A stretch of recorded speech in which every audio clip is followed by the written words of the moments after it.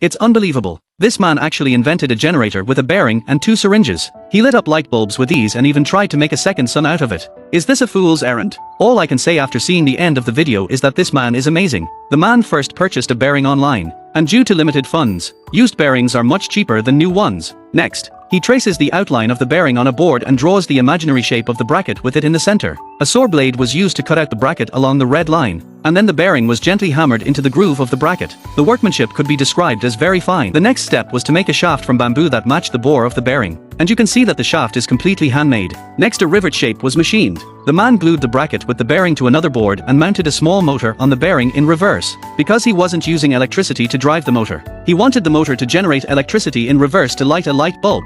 The man had prepared 2 clean syringes and 4 button magnets, which were obviously a little antique as well. When it comes to utilizing waste, Indians are really good. He glued the magnets to the syringes in the same direction to achieve the effect of peer repulsion. Then he removed 2 magnet rings from the old radio and glued them to the syringe with 502 glue. Now put the pusher into the syringe to see the effect. When the pusher is near the bottom, the magnetic force of the magnet repulsion pops the pusher back. Take 2 yogurt straws, cut them to 2 centimeters long and glue them to one end of the pusher with hot melt glue and make 2 simple springs out of bicycle strips. Next, it was time to start assembling. First, connecting the syringe to the bearing with a simple spring bar, then fixing the syringe to the bracket with hot melt glue, so that when the bearing rotates it will drive the actuator to make a piston movement in the syringe. The other side was fitted in the same way, so that a generator was complete. Only one of his fingers was needed to start the machine, and now the man was about to prove whether the great conjecture of the artificial sun could be realized or not. Just like that, a simple device without any energy input actually did light up a light bulb. The man said that if the device could be enlarged 10,000 times,